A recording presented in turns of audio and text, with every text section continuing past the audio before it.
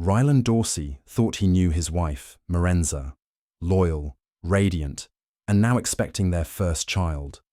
But when a string of late-night absences and hidden messages led him to a tattooed stranger named Leora Vexley, Rylan uncovered a forbidden affair that shattered his reality. What he didn't realize was that the secret they shared wasn't just about betrayal. It was a deadly plan that had already begun, and he was its final target. In the quiet town of Pinevale, nestled between dense woods and winding roads, lived Rylan Creed and his wife, Marenza Vale. Their house stood at the end of a cul-de-sac, where neighbors often waved from their porches and children played freely in the yards. Everyone admired the Creeds. Rylan was a dependable contractor who built many of the homes in town, while Marenza worked as a soft-spoken librarian at the local elementary school. When they announced they were expecting their first child, it felt like a celebration for the whole neighborhood.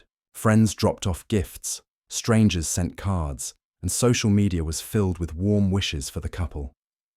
But what people didn't see was the slow unraveling taking place behind the cheerful facade. As Marenza's belly grew, so did the distance between them. Rylan noticed subtle changes that didn't quite fit the happy narrative everyone around them believed. It started with her mood swings, which he attributed to the pregnancy. Then came the phone calls she took outside, the sudden need for privacy, and her refusal to let him attend certain doctor's appointments. He asked questions, but she offered vague answers. At night, she stayed awake long after he had gone to bed. Some nights, she didn't come home until the early morning, claiming she had gone for a walk to ease her back pain. Rylan wanted to believe her. He wanted to trust the woman he married, the woman carrying his child. But the seed of doubt had already been planted. It grew quietly, feeding on every strange interaction and every unanswered message. One day, while folding laundry, Rylan found a second cell phone hidden deep in Marenza's sock drawer. The screen was locked, and he couldn't access it. He put it back, telling himself that snooping would only make things worse. Still, he couldn't shake the feeling that something was terribly wrong.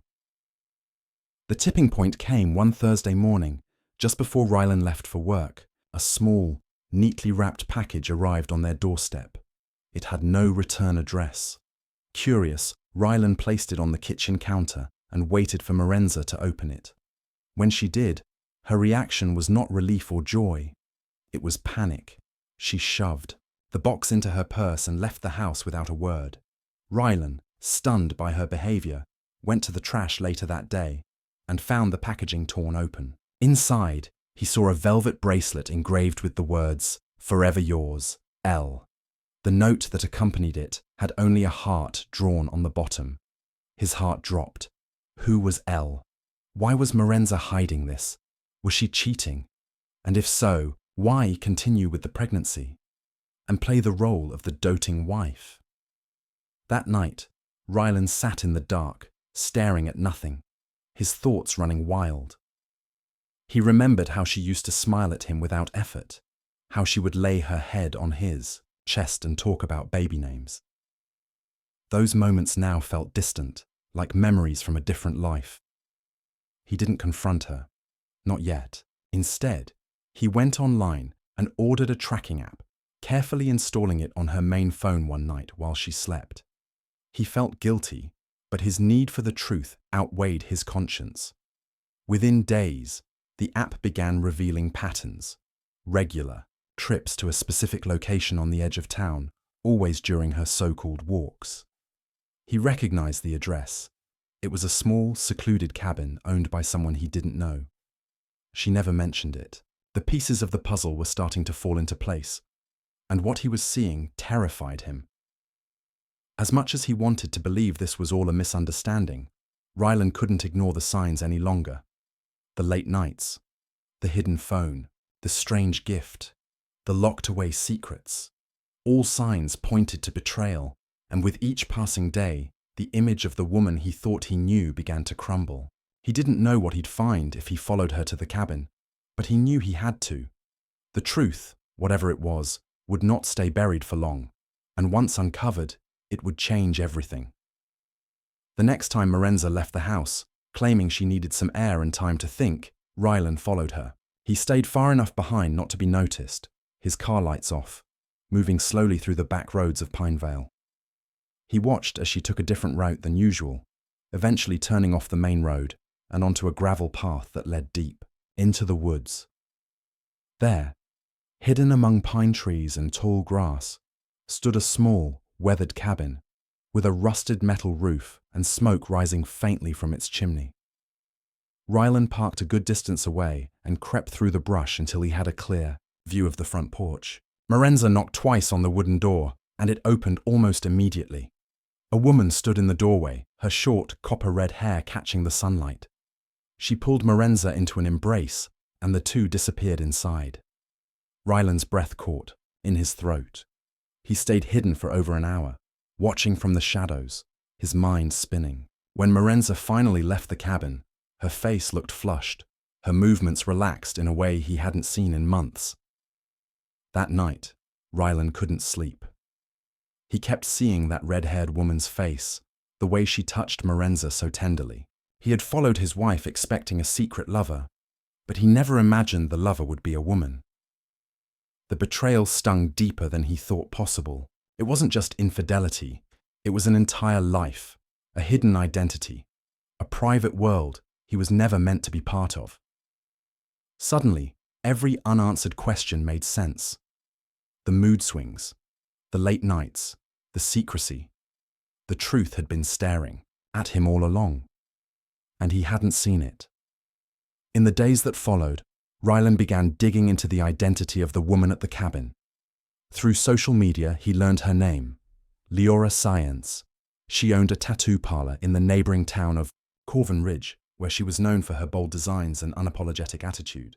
Her online presence was loud, colorful, and defiant, full of cryptic captions, abstract art, and photos of her standing proudly with women who looked equally edgy and unconventional. Rylan scrolled through the posts until he found one that made his stomach turn.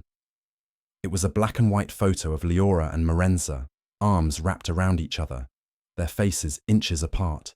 The caption read, "Some things are worth the risk." He clicked through the comments and found even more clues. Heart emojis, inside jokes, and nicknames he didn't understand. One reply from Marenza's private account simply read, "Always, no matter what." Rylan realized then that this wasn't a fling. It wasn't just a distraction or a mistake. This was something deeper. This was a relationship, and now it threatened to replace everything he had spent years building. Rylan started keeping track of every move Marenza made. He installed a second tracker on her car, copied her contacts, and watched her phone's messages remotely. What he found left him reeling. Their conversations were filled with confessions, promises, and plans. The two women spoke of raising the baby together, of moving away and starting over. They spoke about his money, how to access it, how to transfer it, how to disappear without leaving a trace. One particular message stayed burned into Rylan's mind. Leora had written, "He's too comfortable. He doesn't see it coming." Marenza replied, "Not for long." That night, Rylan sat at the kitchen table with a pen and notebook, writing down everything. He listed dates, names, quotes. He printed photos, screenshots, account numbers. A storm was brewing inside him, and it had no outlet. He wasn't just heartbroken. He felt erased, discarded like a forgotten piece of furniture. The child he had waited for, the family he had envisioned, was nothing more than a cover story for something else entirely. And worse yet, he was beginning to believe that he wasn't just being lied to. He was being used. Every smile, every kind word, every moment of affection, possibly all part of a script written by two women who never intended to keep him in the picture. The betrayal no longer felt emotional. It felt criminal. It felt like a setup. And as the pieces came together, one terrifying thought took hold. If they were willing to lie and steal, what else were they capable of? The following morning, Rylan woke up with a purpose he hadn't felt in weeks. He had made up his mind. If Marenza and Leora were planning something, he had to get ahead of it. The thought of losing everything, his money, his child, his dignity, turned his confusion into cold determination. He began by making silent changes. He rerouted his bank accounts, moved funds into private holdings, and removed Marenza as a beneficiary on every financial asset he owned. She wouldn't see it coming, just like he hadn't. He kept smiling in front of her, playing the devoted husband while documenting everything behind the scenes. He planted a voice recorder in her car, a hidden camera in the bedroom, and even left his phone unlocked, pretending to be distracted, hoping she'd take the bait and expose more of her secrets. And it worked. Within days, he captured a conversation between Marenza and Leora inside the car, recorded clearly through the mic under her dashboard. They were talking about timelines, about when the baby would be due, how to file for custody, and how to make it all look clean, like a mutual breakup. Leora said the word clean several times, in a chilling, mechanical tone that sent a chill down Rylan's spine. Marenza hesitated, her voice softer, uncertain. But Leora was forceful, pushing her to move faster, to take control. The conversation ended with a line that echoed in Rylan's ears all day. "If he gets in the way, we'll handle it." Those words cemented everything. Rylan wasn't just facing betrayal anymore, he was in danger. He didn't know what "handle it" meant, but he wasn't going to wait to find out. With his evidence now growing by the hour, he visited a lawyer discreetly and discussed his situation. The lawyer, stunned by the recordings and digital trail, urged him to protect himself and start the process for custody as soon as the child was born. But there was one problem. Rylan had no proof that the baby was his. That thought hadn't crossed his mind before. Not really.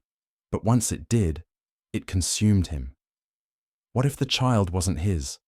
What if he was just a placeholder, used to hide, an affair, to serve as a legal buffer until Marenza could start her new life with Leora? He booked a DNA test appointment for immediately after the baby's birth. In the meantime, he had to keep the illusion of normalcy alive. Marenza remained distant but calm, unaware that her entire plot was being unraveled behind her back. She still made her trips to the cabin, still exchanged messages with Leora under the belief that Rylan was too trusting to notice. But behind his smile, Rylan's rage boiled quietly, a storm gathering in silence. He began to fantasize about justice, about exposing them both publicly, destroying everything they'd built, together. But at night, darker thoughts crept in, thoughts he couldn't shake. He pictured Leora standing in his kitchen, using his forks, walking across his floors. He imagined Marenza laughing with her while carrying a child that may not even belong to him. Then, one night, something happened that changed everything. Rylan returned from work to find the front door slightly ajar. He stepped inside, expecting to see Marenza in the living room or kitchen, but the house was silent. He called out and got no answer. The tension in his chest tightened. Then he saw it. His study had been rifled through. Papers were scattered, files removed. His computer had been turned on and left at the password screen. Someone had been searching. The camera footage revealed it all. Leora had entered the home an hour earlier, while Marenza distracted him with fake errands. She had gloves on, avoided the security cameras directly, but he still caught enough to recognize her face. She moved with precision, searching quickly, looking for something specific. The next day, Rylan didn't speak to Marenza. He acted normal, but his mind was spiraling. If Leora was that bold, breaking into his house in daylight, what would she do next? It wasn't just betrayal now. It wasn't just lies. It was war. And in war, he knew only one rule mattered: survive. Rylan knew things had passed the point of repair. What had started as a suspicion had unraveled into something far more sinister. His wife was lying. Her lover was invading his home. And worst of all, they were planning something. Something they were careful not to say directly, but always hinted at with cryptic messages and vague threats. He felt like prey being circled by predators who knew exactly when to strike. He had to move fast before they did. He rented a storage unit in a different town and filled it with backup copies of everything: video footage, audio recordings, financial documents, and a detailed timeline of events. He gave access to no one, not even the lawyer. Just in case something happened to him, he placed an anonymous envelope with the local police, labeled "To be opened if I disappear." Inside was everything. Rylan had no intention of becoming a tragic story in a small town. If he was going down, they were going with him. Marenza seemed oblivious to the storm he was building behind the scenes. She continued her routine, played the innocent wife at home, and visited Leora in secret. Rylan began noticing small things disappearing: important paperwork, a spare key, his father's old watch. He kept a tight inventory of everything, but it was clear someone was picking away at his life one piece at a time, preparing for a vanishing act. Marenza was preparing to leave him and take as much with her as possible. What she didn't know was that Rylan had already contacted a private investigator. The man, named Devrick Lang, had a reputation for being ruthless and discreet. Within days, Devrick found out that Leora had a criminal record under a different name, prior convictions for identity fraud and property damage during a past relationship gone wrong. She'd reinvented herself in Corvin Ridge, hiding behind tattoos and charm, but the history was there, and now it tied perfectly into Rylan's suspicions. Devrick also discovered that Leora was in contact with a real estate agent in another state, looking to buy a house under Marenza's maiden name. They were planning to run. The child, if born before they left, would be taken without contest. They would file a false report, claim Rylan was abusive or unstable, and flee with the baby and whatever assets they could move without raising flags. The layers of deception were deep, but Rylan now had the upper hand. They didn't know he knew everything. Then came the breaking point. Rylan returned home late one evening and found the back door broken. Not forced open, but tampered with, the lock quietly damaged. Inside, the living room was undisturbed, but his study door was slightly ajar again. This time, they had taken something. The folder containing copies of his bank transfers and proof of Marenza's financial moves was gone. Only that. Nothing else had been touched. Marenza claimed she had no idea what had happened, playing concerned and confused. But Rylan saw through it. She was no longer careful. She was bold. She was making her final moves. That same night, he checked the GPS tracker he had hidden on Leora's motorcycle. It had been parked outside a cheap motel near the highway. When he visited the motel early the next morning, pretending to be a guest looking for a friend, the front desk manager mentioned seeing two women leaving quickly around midnight with duffel bags. They were getting ready. But what they didn't expect was how ready Rylan had become.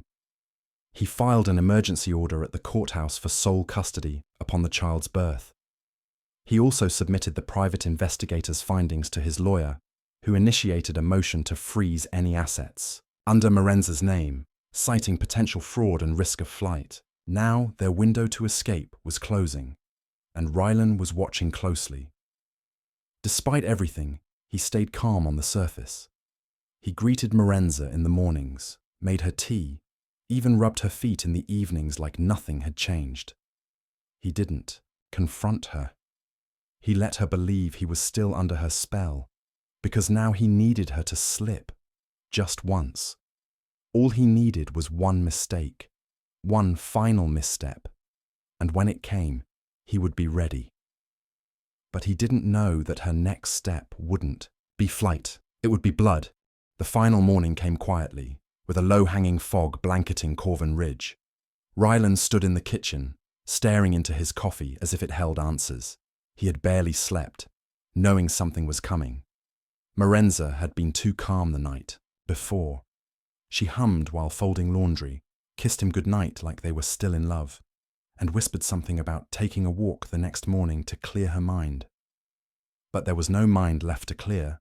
She was executing a plan, and it had entered its final phase. At 9:13 a.m., Rylan received a notification from the hidden camera in the garage. Motion detected. He checked the feed. It was Leora, dressed in all black, hood pulled up, gloves on. She used the stolen key to open the side door. A second figure followed her, Marenza.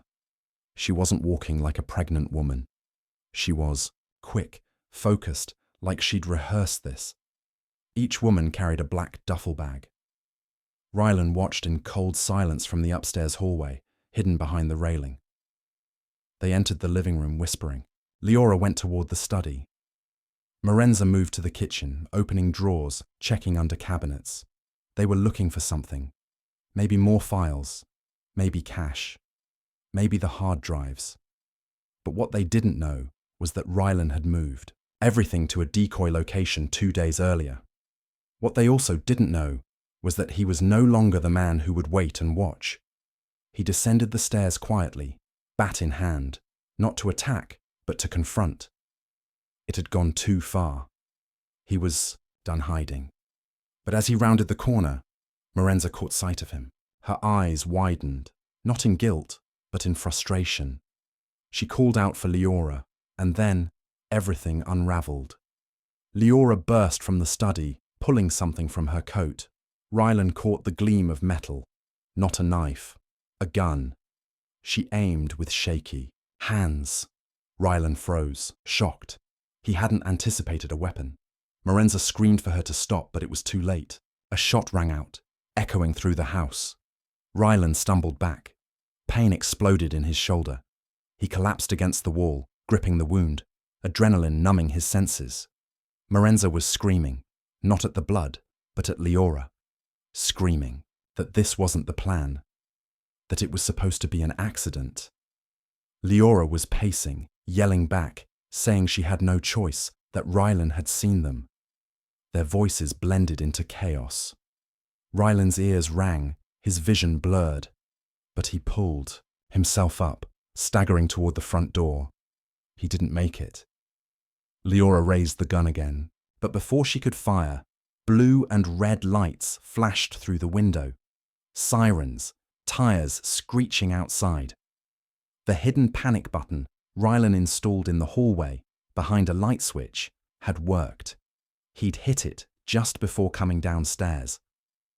Leora turned to run, but officers burst through the door before she could. Guns drawn, screams, commands shouted. In seconds, both women were on the floor, cuffed. Marenza sobbed uncontrollably. Leora stared ahead, blank-faced, cold. Rylan was helped into an ambulance, pale and dizzy, but alive. In the aftermath, the truth came pouring out. The women had planned everything. They intended to fake a home invasion gone wrong. Leora would shoot Rylan, plant evidence of a break-in, and vanish with Marenza before emergency responders arrived. The baby, as confirmed later, wasn't Rylan's. It was Leora's, conceived through a discreet donor. Rylan had been nothing but a financial vessel, a bank account, and a last name to support a false family narrative. But the story didn't end there. Marenza, in her desperation, confessed everything to avoid life in prison. She claimed Leora manipulated her, that the plan escalated far beyond what she wanted. The court didn't buy it. She was sentenced to 30 years for conspiracy to commit murder and attempted murder. Leora received life without parole. Rylan survived, though the bullet left a permanent mark.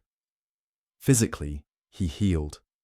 Emotionally, he carried scars far deeper. He left Corvin Ridge, changed his name, and vanished from public life. The house was sold. The case became legend in the quiet town, whispered about in grocery stores and bars for years to come. Everyone thought the story was over, but on the 5th anniversary of the trial, a letter arrived at Rylan's new address. No return address. Just one sentence typed on a plain sheet of paper. You were never supposed to survive.